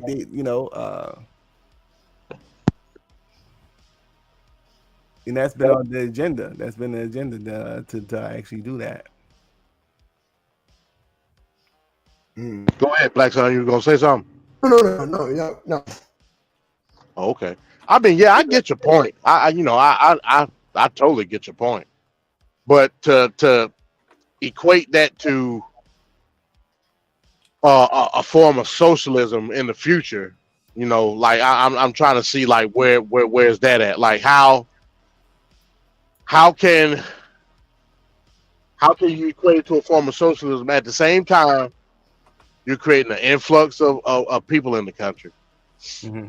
At the same time, your your industry is dwindling. Housing is at a point where it's not affordable. And you got to equate inflation to that. But how how can you how can you then say the pressure can be alleviated through unionism? That's where I don't see the connection. You know what I mean? Now, But ultimately, yeah, I can see from a damn show from a democratic standpoint where that will be the goal. But you're not taking into equation the people that's not exposed to that. You know what I mean? Like the vast majority of the white folks out in the rural areas that is not exposed to any of that. oh, no, what I'm saying more so is like that's why those set groups of white people are against it, is because for those reasons. The the goal is to destroy America.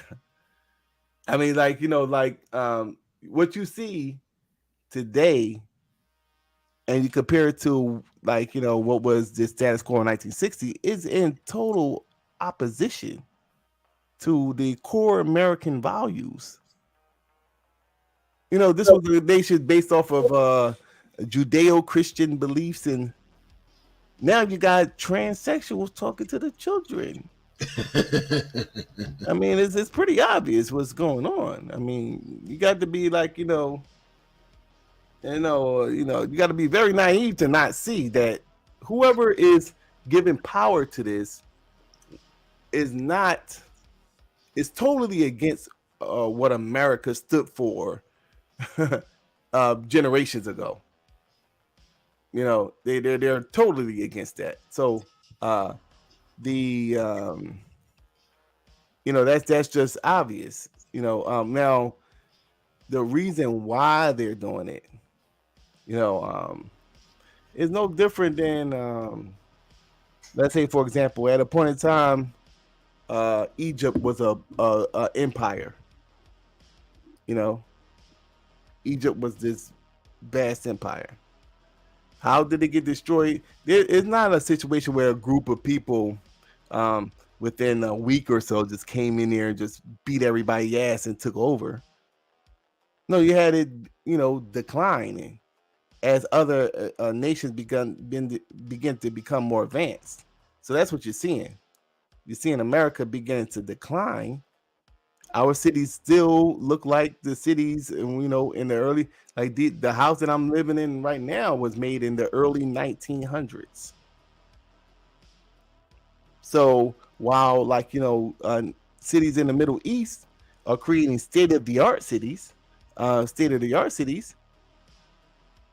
going to remain in these 1900 houses as other nations begin to build and become more advanced.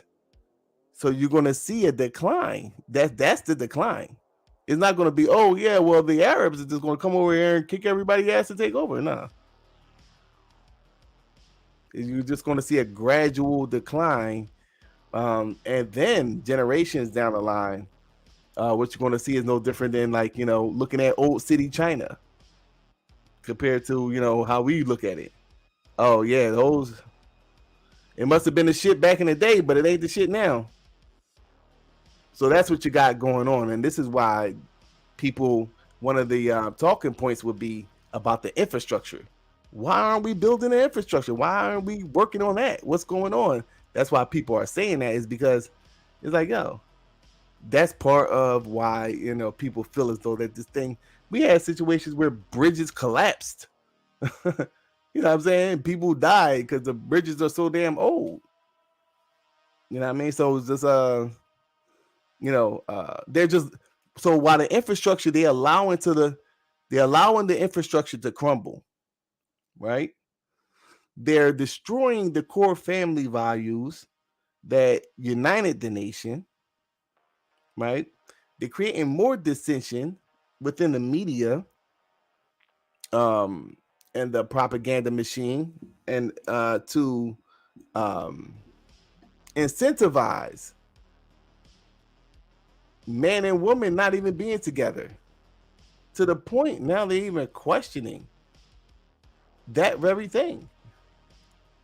Who is a man and who is a woman? They had this, I think it was a YouTube short, ironically, whereas this woman was, I think she was like a senator or something. She was in the congressional hearings. They had the congressional hearings. That's why I like looking at them from time to time.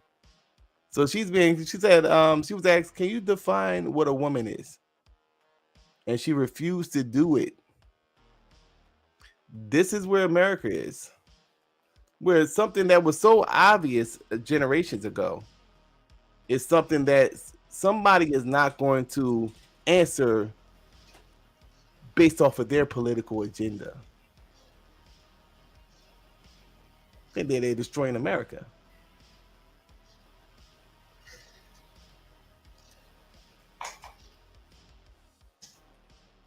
So now, in the context of the socialism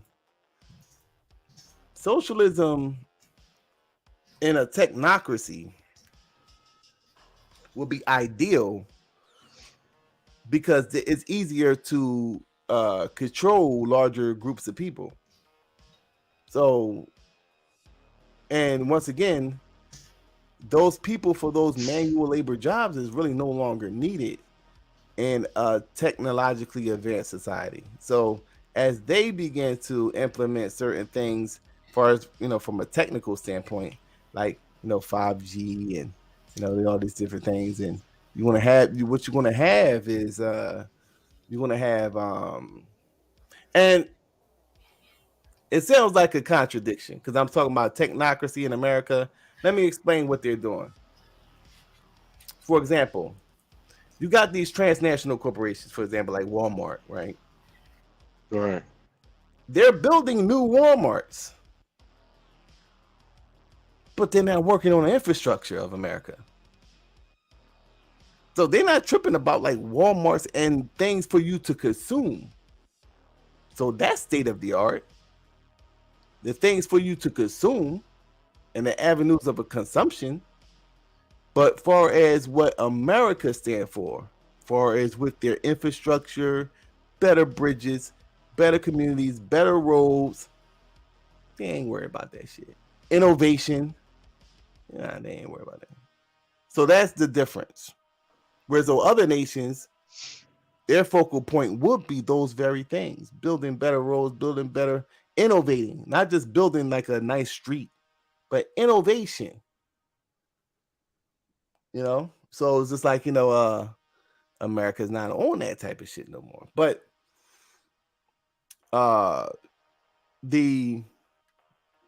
it's easy for socialism because you have these transnational corporations, and as they begin to become more advanced in the sense of using technology to do manual labor jobs, everything's going to be related to technical skills. So a lot of people is going to be either working at home or receiving some type of government assistance. Yeah. Now the government assistance is going to become more widespread because when you're dealing with technical jobs, it's going to it's going into a realm of far as education and who's more qualified for that. Now because before a person could just go out and do basic stuff like work at a counter of a restaurant, etc. And certain things are needed no more. Like a lot of the stuff, if anybody did DoorDash or people really ain't going out to eat as much no more, especially after COVID. So you got these whole restaurants whereas though they close off the restaurant and they'll be at the door with a big table, and then they have all the food on that table with their names on it. So when your DoorDash, you just grab the curbside. Right. So it's less interaction. And it's more convenient for the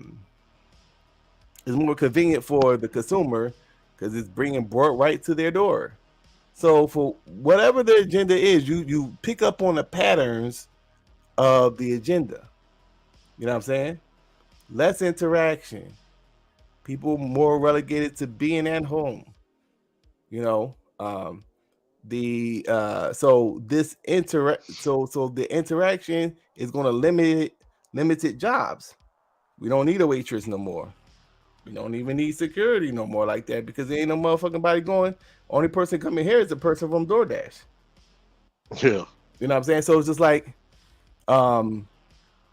with that comes less jobs. So how are these people gonna they're gonna create a more socialistic setting? Is more conducive to a technocracy, and the technocracy is gonna become advanced, whereas though they wanna require more compliance within the system, and if you're not compliant within the system, then certain privileges is going to be taken away. So a technocracy that's based in a social system or socialism is ideal for people that's kind of trying to control a large population of people. Yeah, I definitely can see where you're going. It ain't no secret that the technical sector or the tech sector in itself is the leading industry, and it's going to be like that for a while. Like I said, my whole point of contention still is if you're going to deem it in social services and make it acceptable to society as a whole, who's not privy to being in the tech sector, and just confine them to the social services, and basically you're gonna have two industries. You're gonna have the tech industry, you're gonna have the service industry. If you're gonna bind everybody into the service industry, and the people that ain't well off within the service industry, you're gonna bind them to social services. Yeah, I can see how you can destroy it that way because there ain't no money gonna get made nowhere. Now there are certain manufacturing industries you'll never be able to get rid of, like steel, lumber, stuff like that. But that's minuscule, like on the wide scale principle of the matter. That's why tech gets pushed the way it does because that's the leading edge when it comes to industry in this country. Now, Trump did talk about an industrial renaissance. You know, and he said that's going to be one of his focal points in his campaign this coming around, meaning that his intentions is not only to bring back a lot of the manufacturing industry So he is here in the running. country. He's running for president again. Oh yeah, yeah, yeah. He already done called that. Okay. Yeah, yeah. Like I said, part of his campaign is what he calls the industrial renaissance. So his plan is to bring back a lot of the industry back to the states. Not only bring it back, but he wants to make it more, uh, uh, I guess you could say, accessible to a lot of the metropolitan areas or the hell. He even said inner city. How you gonna do that? I don't know, because you ain't really got that real estate to create no plants or no, not in no cities. You know, all that real estate is really tech. You know what I mean? So how he's going to like copy that up, I don't know. But that's a very interesting point. Like we have to understand where our political square, like we got to stand on our political square at some point in time in this country. Us as black folks, we know who we are, like from a wide scale. We know we're the gatekeepers of democracy, and the Democrats know that. We know whatever falls on civil rights, whatever falls on the farce of showing equality, black folks don't gatekeep it. That's just what we do. And that's where I think our ultimate downfall is going to be. But whatever the case, like that's what it is. But it's the interesting dynamic, like how you brought it forward. Like I can see where you were going. You know, my whole thing again, still the immigration is to the point now where it's baffling, and I don't see how. You know, to your point, the purpose is to destroy. But from the outside looking in, a logical thinking person don't see how we can sustain these people and not even look at it as an erasure, especially from black people, an erasure from the social totem pole, or just an outright replacement of a social standard. That's how I look at it. Oh yeah, definitely. That's also an element within the whole thing is to blur the uh the political lines of what they classified as minority group. And that Right. that kind of happened once these affirmative actions and civil rights bills was passed, that they kind of convoluted it with gender and now sexual orientation, and they influxed it with different immigrants, and it's kind of like a loose terms the way it was worded, whereas though you got a lot of the immigrants kind of benefiting off of a lot of the bills that was passed initially, dealing with things that was being done to African Americans. But so that element has always been there.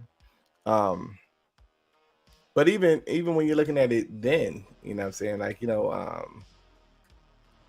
that was the beginning of trickle down effect, which would result in what we're dealing with today, because the nation wasn't designed that way. Right. The nation was designed in a kind of capitalistic, you know, capitalistic values, and also it was a racist system, which created a social underclass. So when you see these immigrants coming in, they kind of get in where they fit in, but dealing specifically with Mexicans, and they kind of was doing a lot of the manual labor jobs and kind of getting their foot in, doing jobs for the most part a lot of Americans don't want to do. So they kind of got their foothold in there, and they was able to kind of find their little niche as a result of that. But I think the overall thing would be, to once again add another group of people to kind of because even when you look at it from this standpoint, like you talking about the Mexicans and then you got the Puerto Ricans and they include all of them in together with what they call the Latina vote. So that would be Right. more so what you're talking about. Like, okay, because it's been projected that within a certain amount of years that's going to be the number one minority group, right? But that's all of them together. You know what I'm Yeah. saying? Because the Mexicans don't consider themselves to be Puerto Rican. Puerto Rican ain't like Colombian, and you got all these different other groups that are the quote unquote Latina vote. But I guess you could say the same thing about the quote unquote black vote. Is Jamaicans here? Is people from the islands? I guess you could say all that is the black vote. I guess you could say, Yeah, and but that's a great point because we hitting up on 2 hours. You just made a good point.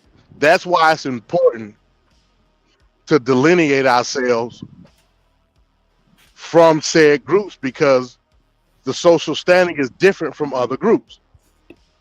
And that's what I tread on, right? When it comes to political power in the country. You're not going to be able to get that political power if you broaden the brush. You know what I mean? So, from my standpoint, it's important to differentiate yourself from those other groups so you can be able to pinpoint the policies that need to be substantial for you, right? So that's my whole thing. And actually, that's what this whole video was about. Because you got people out here that try to downplay what it means to be black in this country. Matter of fact, I'm to the point now where I don't think a lot of people know what it is to be black. Period. Because they broaden it so much where they bleed it out from the edges. You know what I mean? But that's that's cool. That's something to be talked about later. I don't know what Black Son, where you at?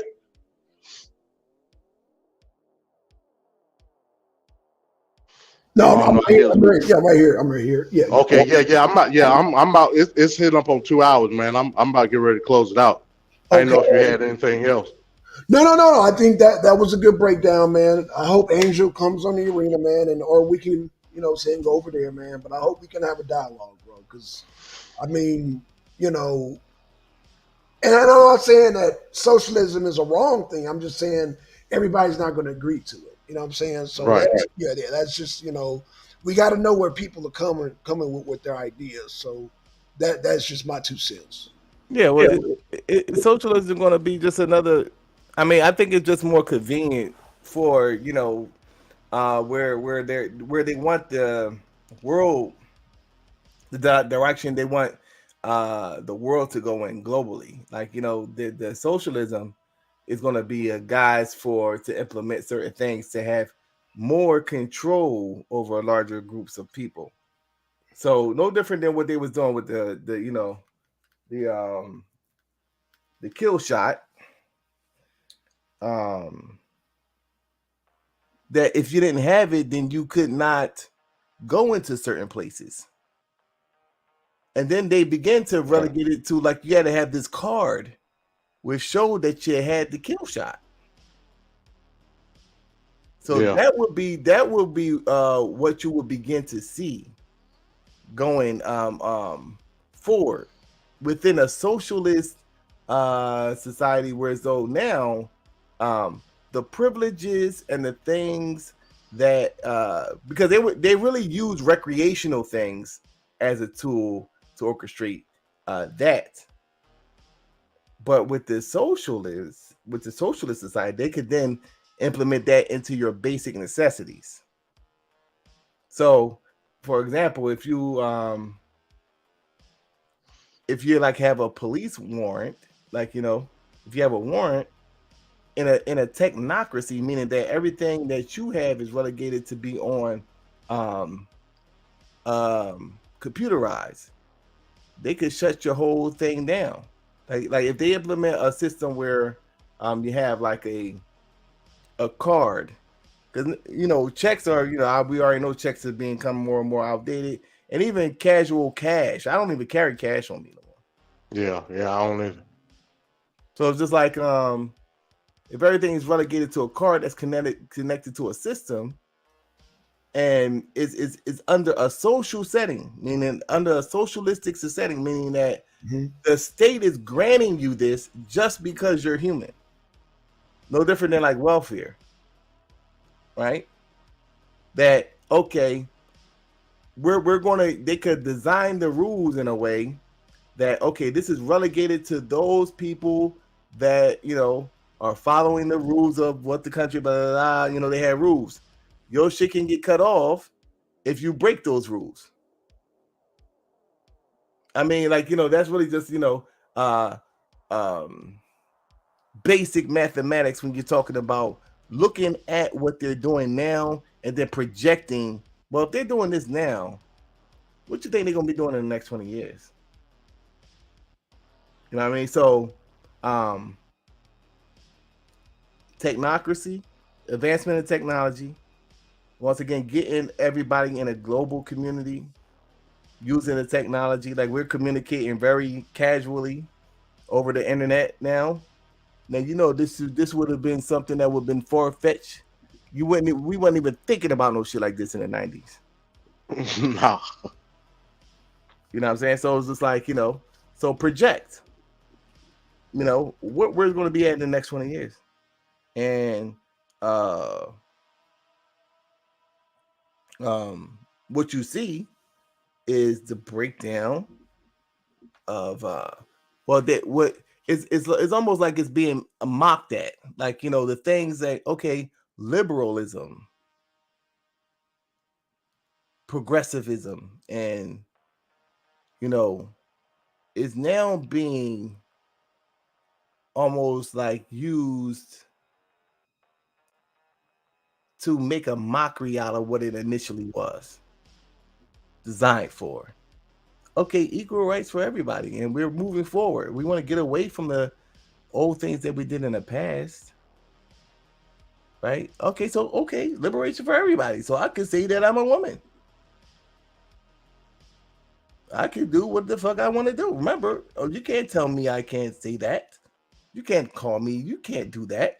It's almost like it's a mockery now. They made a mockery out of the whole thing to the point where it gets silly. It was a guy that was he was wearing a shirt saying women, I'm a woman for something, like, he was being an asshole. So a feminist came up to him and was like, saying something like, about him wearing a shirt. And then he turned around and said to her, like, well, how do you know I'm not a woman? When he clearly was a man. And due to her liberal beliefs, she had to correct herself. Oh, I'm sorry. You're right. I'm sorry. When everybody knows they're looking at a man, and he was just doing that just to prove a point. Once it gets to that point, you're talking about, I mean, the kids are watching this shit, bro. Like, they're gonna be so confused when they get older. Yeah, like I said, man, that's a good point. Like I understand that sentiment because I can see it. I mean, we had a perfect example of that with the whole Tyree Nichols thing. You know what I mean? Like we had a perception of like Black Lives Matter with involving all black people. You know what I mean? It's a sense of identity theft where we're coming up with concepts and ideologies where it skews the reality of the people that identify them. Like, it's crazy. But like I said, we're about to get ready to end the show. I gotta walk in this store real quick. Brothers. Yeah, no problem, man. And like I said, the original purpose of the video, again, Talik, no ill will, no, it's no smoke. Don't take it as an attack. Understand that we want to have a conversation about this thing. You know what I mean? Yeah, man. Talik know he family, man. He always welcome to come to the arena, man. Right. Man, come on now. Talik, man, you already know, man. Come on now. So, man, you know we your brothers, man. You can have a conversation with us, man. We not always agree there, Angel. You know that. But we men though. We men at the end of the day. So, Right. you know, And let's go to the table as men. You know what I mean? that's right. That's right. That's So right. that's all we got to do. Yeah, Let's man. go to the table as men. So Right, right. we'll see what transpires from it. Yeah. You know, I'm hoping it's something good. Yeah, and Angel, whenever you do a show, man, if I'm doing a show or anybody on the arena, yo, come in and drop and say, look, I'm having a show on such. I always be telling you that I'm having a show on such and such a day. You know, I'll be there. You know, I'll be having like short term memory. So you got to remind me, brother. You got to remind me because I be having a lot on my mind. But yeah, if you long as you remind me, give me a heads up, and that's for anybody's show. Give me a heads up, and I'm there. Right, no doubt. Yeah, man. Because I be sometimes I lose track of mine, and then I'm doing this. I be doing a lot, but Yeah, and we know how YouTube plays with the notifications, man. Like we know a lot of times a video goes live and we don't get the notification on it. I wanted to tell you that, like, how I don't get a notification from my own channel. I was like, how the hell did I miss this show? I said some bullshit. Yeah, it was just like I said, it was just spare the moment type thing. You know what I mean? I wasn't I just created it and I went live. No, but I'm saying even on pop up, I should get a notification if anybody can even get a notification, man. But, Right. But I will say this though, MD man, I think we should be doing like put a schedule on there. That way people, you know what I'm saying? Because the pop-ups, and I have a habit of doing that too. Sometimes, man, shit will just hit you, but YouTube can trigger notifications, though. Because that show should have been packed that you did today. Yeah. So yeah, I know better next time. What I'll do is, even if it's spontaneous, I'll create it first, Mm-hmm. and then let it populate in the algorithm for a couple of minutes, and then I'll go live. I can. Yeah, I ain't got no problem doing that. I know how to do it. So that's cool. And again, like I said, we'll see what transpires in the future. We'll see how this conversation will evolve. Hopefully, it'll evolve in a good way. I think it will. Yeah. I think it will. But other than that, that was my spiel, man. I appreciate Solar coming on, and he went left with it, but still, it was still a good conversation. Yeah. You know what I mean? So, and that's what we want to. That's how you evolve a conversation. Yeah. That's how you step up and level up the conversation. That's exactly how you do it. Right. So, we'll see what happens, man. I ain't got nothing else. You got anything else, Black Son?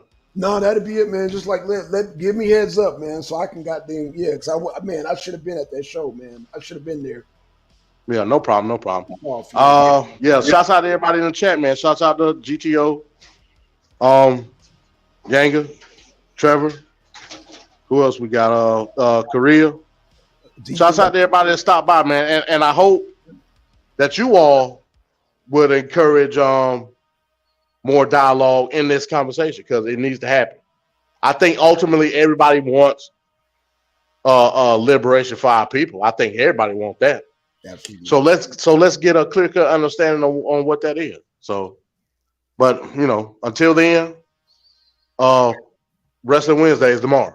You know what I mean? Yeah. Oh yeah. You already know. Shout out to them. Oh yeah, shout out to Eric, man. Shout out to Ben Cat. I can't wait, man. It's gonna be a good one tomorrow. I mean, it's always a good one. Now, I know Trevor was like, So I talked to Asar. Asar might be attending. You know what I'm saying? He said he enjoys the shows, but he wasn't sure. I said, man, you don't need no invite. Just come. That's anybody. Yeah. Hop on the panel if y'all want to hop on. But yeah, Asar is enjoying the show. And I told him, man, jump on. So we might see him. You know what I'm saying? We might not. We might. He told me he wants to jump on, so we'll see. Yeah, no doubt. Man. Hey, we invite him, man. We invite him. It's all good. Oh, yeah. But yeah, other than that, man, well, I guess we're up out of here, man. All right, man. If you want to play the outro, we gone. All right, for sure. Let me get that outro going. Here it is.